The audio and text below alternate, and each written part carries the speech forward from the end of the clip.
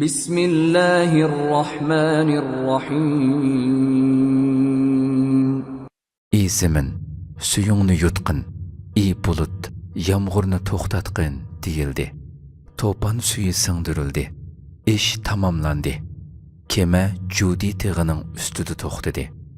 Zalim qavm halok bo'lsin deyildi. Nuh Rabbiga iltijo qilib, ey Rabbim, shaksizki o'g'lim mening oilamdandir. Sen menga oilamdagilarni qutqizish haqida va'da bergan. Sening va'dang albatta haqdir. Sen haqiqatan eng to'g'ri hukm qilg'uvchisan dedi. Allah aytdi: ey Nuh, u hargiz sening oilangdan emas. Uning qilmishi haqiqatan yomondir. Sen aniq bilmagan narsani mendan tilamagin. Men sana johillar qatoridan bo'lmasliging uchun nasihat qilyapman. Nuh aytdi: ey Rabbim, shubhisizki men sana sig'inib, haqiqatini bilmagan narsani sendan tilashdan panoh tilayman. Agar meni kechirmasang va menga rahim qilmasang, men ziyon tortquchilardan bo'lib qolaman. Deyildiki, ey Nuh, sen biz tarafdan sana va sen bilan kemida billa bo'lganlarning bir qism avlodiga tushgan amonliq va barakatlar bilan kemidan tushgin. Ularning yana bir qism avlodini dunyo hayotidan bahramand qilamiz. Ondan ular kufrligi tufaylidan bizning qattiq azobimizga uchraydi.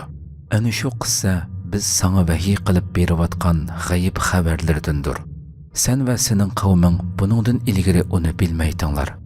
Shunga sen qavmingning aziyatlariga sabr qilgin. Shubhisizki yaxshi oqibat taqvodorlarga mansubdir. Od qavmiga ularning qirindishi Hudni payg'ambar qilib avatdiq. U aytdi: ey qavmim, Allohga ibodat qilinglar. Sizlarga Allohdan boshqa hech qanday iloh yo'qdir. Sizlar faqat Allohga yolg'onni to'qig'uvchilarsizlar.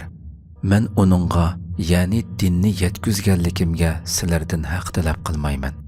Menga ajr berishni meni yaratgan Allohning ustiga olgan. Sizlar aqlinglarni ishlatmamsizlar.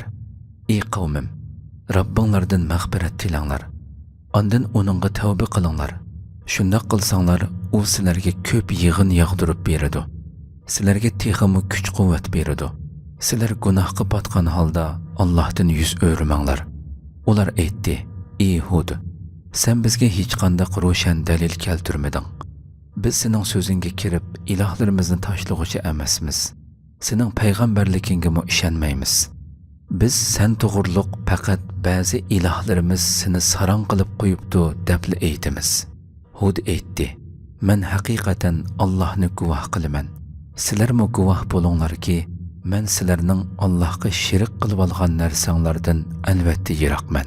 Qani hammanglar menga suiqasd qilsanglarmi qilaveringlar. Menga orommi bermanglar. Shaksizki men mening Robbim va sizlarning Robbinglar bo'lgan Allohga tayandim. Allohning boshqurishida bo'lmagan birmi maxluq yo'qdir. Robbim haqiqatan to'g'ri yo'ldadir. Agar sizlar mening da'vatimdan yuz o'rsanglar, men sizlarga Robbimning dinini yetkazib qo'ydim. Robbim sizlarni halok qilib, o'rninglarga boshqa bir qavmni keltirdi. Sizlar Allohga qilchi ziyon yetkazolmaysizlar. Robbim haqiqatan har bir narsani ko'zitib turg'uchidir. Bizning buyruqimiz tushganda Hudni va uning bilan birga bo'lgan mu'minlarni dargohimizdan katta bir rahmat bilan qutqizdik. Ularni qattiq azobdan xalos qildik. Ana shu Ad qavmi Robbining mo'jizalarini inkor qildi. Payg'ambarlarga osiylik qildi va uchiga chiqqan tarso zo'ravonlarning buyrug'iga ergashdi. Ularga bu dunyoda la'nat qilindi. Qiyomat kunimi ularga la'nat qilindi. Bilinglarki, Ad qavmi rostilla Robbini inkor qildi. Bilinglarki, Hudning qavmi bo'lgan Ad halok bo'lsin. Samud qavmiga ularning qirindishi Solihni payg'ambar qilib avatdiq. U aytdi: ey qavmim, Allohga ibodat qilinglar. Sizlarga Allohdan boshqa hech qanday iloh yo'qdir. U sizlarni zamindan, tuproqdan yaratdi. Sizlarni zaminni obodlashtiruvchi qildi.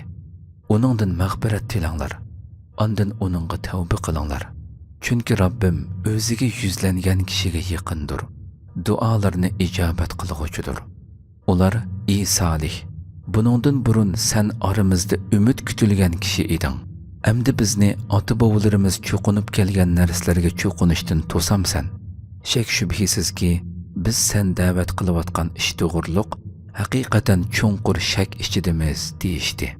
Salih aytdi: ey qavmim, aytinglarchu, agar men Rabbim tarafidan aniq dalilga asoslangan bo'lib turib va uning rahmatiga sazovor bo'lgan turib, uningga osiylik qilsam, Allohning azobidan meni kim qutqizadi?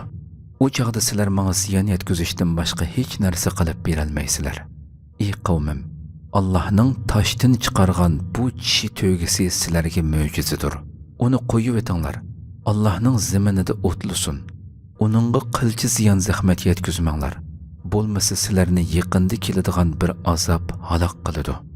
Ammo ular bu ogohlantirishga quloq solmay, tishi to'gini bo'g'izladi. Salih aytdi: yurtinglarda hayotlikdan 3 kun bahramand bo'lib olinglar. Ondan halok bo'lasizlar. Bu yolg'oni yo'q bir ogohlantirishdir. Bizning amrimiz kelibdi, Salihni va uning bilan birga iymon etganlarni rahmatimiz bilan ham u azobdan, ham shu kunning sharmandaligidan qutqizdik. Shubhisizki Rabbing kuchlikdir, g'olibdir. O'ziga zulm qilganlarga qattiq ovoz yuzlandida ular turgan yerida qaytib qoldi. Ularning diyori go'yo ular yashamagandek bo'lib qoldi. Bilinglarki, Samud qavmi rostilla Rabbini inkor qildi. Bilinglarki, Samud qavmi halok bo'lsin. Shubhisizki bizning elchilarimiz bo'lgan farishtalar Ibrohimga xush xabar elib keldi va "Sana amonlik bo'lsin" dedi. Ibrohimmo "Sizlarga amonlik bo'lsin" dedi. U uzoqqa qolmay bir mo'zayni kavob qilib elib keldi. Ibrohim ularning kavobga qo'l uzatmayotganligini ko'rib, ularni xato tushunib yoqtirmadi va ulardan qo'rqinch his qildi. Ular "Qo'rqmag'in, shaksizki biz farishtalarimiz. Lutning qavmini halok qilish uchun avatildik" dedi. Uning ayoli Sara o'ri turadi. Buni anglab kuldi. Biz uningga Ishoq otliq farzandi bo'ladiganligi va Ishoqdan keyin Yaqub otliq nevrisi bo'ladiganligi bilan xush xabar berdik. U "Viyay, men bir mo'may tursam, erim bir buvay tursa, men amdi tug'amdiman. Bu haqiqatan qiziq ishqo" dedi. Farishtalar Allohning qudratiga hayron qilyapsiz. Allohning rahmati va barakatlari sizlarga bo'lsin, ey uy ahli. Shaksizki Alloh madhilashga loyiqdir, ulug'lashga sazovardir dedi. Ibrohimdan qo'rqinch yo'qolgan hamda xush xabar uningga yetgan chaqda u biz bilan, ya'ni farishtalarimiz bilan Lutning qavmi to'g'risida munozirlashishga boshladi. Ibrohim haqiqatan ko'ngli ko'ksi keng, dili yumshoq va doim Allohga iltijo qiladigan biri edi. Farishtalar aytdi: "Ey Ibrohim, buningdan voz kechgin. Chunki Rabbingning amri allaqachon kelib bo'ldi. Ularga cho'qim qaytirg'ili bo'lmaydigan bir azob tushidi." Bizning elchilarimiz bo'lgan farishtalar inson suratida Lutning yeniga kelgan chaqda, Lut o'z qavmining ularga cheqilib qo'yishidan ansirab qiyin ahvolda qoldi. Yuragi siqildi va "Bu bir qiyin kundir" dedi.